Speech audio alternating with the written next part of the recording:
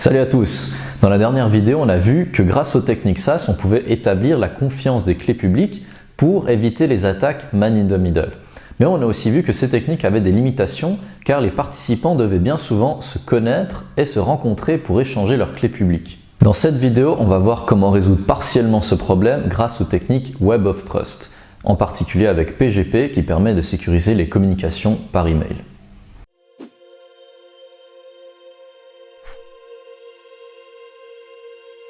Web of Trust se fonde sur l'idée que si A fait confiance à B qui fait confiance à C, alors dans une certaine mesure, A fait aussi confiance à C.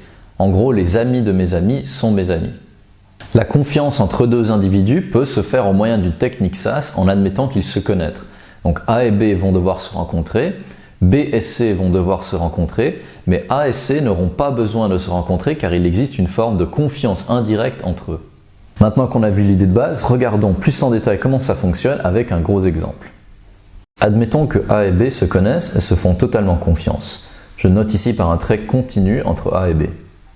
En se rencontrant ou avec une technique SAS, B donne sa clé publique à A. Admettons aussi que B et C se font totalement confiance et que C donne sa clé publique à B.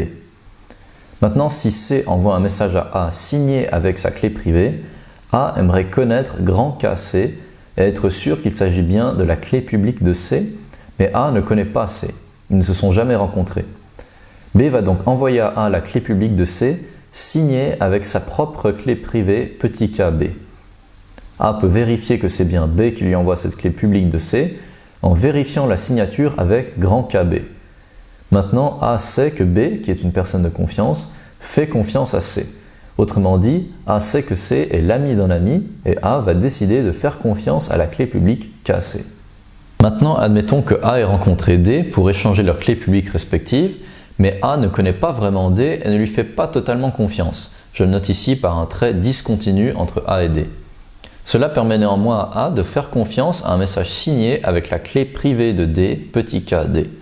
Mais si maintenant A reçoit un message de la part de E, que A ne connaît pas, signé avec petit k E, D peut envoyer à A la clé publique grand K E, signée avec sa clé privée petit k D, mais A ne fera pas confiance à la clé publique de E car elle est signée par D, à qui A ne fait que partiellement confiance. Maintenant, admettons que A ait rencontré F pour échanger leurs clés publiques respectives sans pour autant faire totalement confiance à F. F envoie également la clé publique de E à A signée avec la clé privée petit k F.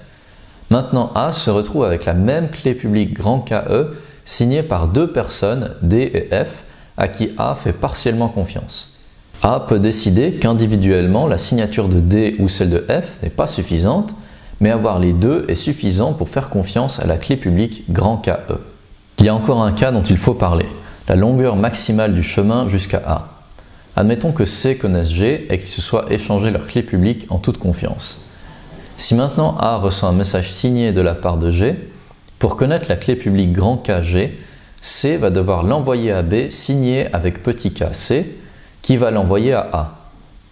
En théorie, A peut faire confiance à grand KG parce que cette clé publique est signée par petit kc.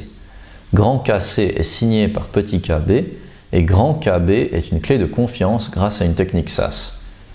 En d'autres termes, A peut faire confiance à G car C fait confiance à G, B fait confiance à C et A fait confiance à B. Mais plus cette chaîne est longue, plus la confiance s'atténue. A peut donc décider qu'un chemin valide ne peut pas avoir plus d'une personne intermédiaire et donc décide de ne pas faire confiance à G. Ce mécanisme de Web of Trust, il a surtout été utilisé par un système pour sécuriser les communications par email appelé PGP, pour Pretty Good Privacy. Dans PGP, chaque participant a une clé privée et une clé publique et tous les emails sont chiffrés et signés. Le gros problème, c'est de s'échanger les clés publiques et c'est là qu'intervient le mécanisme Web of Trust. Et PGP définit des règles très précises pour définir si une clé publique est valide ou non.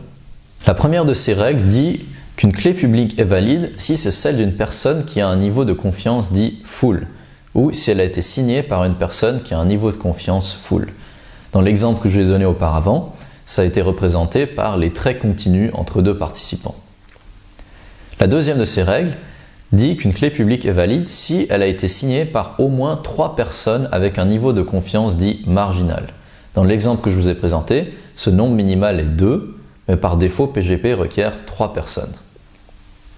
La troisième de ces règles spécifie que le chemin jusqu'à la clé publique ne doit pas être plus long que 5 personnes. Dans l'exemple que je vous ai donné, c'était une personne. L'idée est que la confiance est plus faible lorsque la personne est une connaissance lointaine.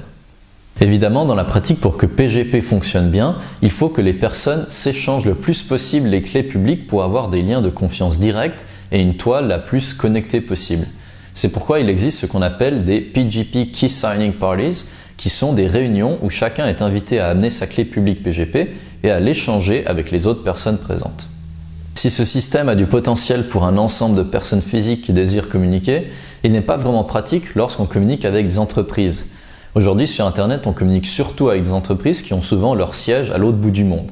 Et donc, ça ne serait pas vraiment pratique de devoir prendre rendez-vous avec cette entreprise ou de connaître quelqu'un de confiance qui l'a déjà fait, simplement pour pouvoir aller consulter leur site web. C'est pourquoi dans la pratique, on utilise une autre catégorie de techniques appelée Chain of Trust. Et c'est le sujet de la prochaine vidéo. À bientôt.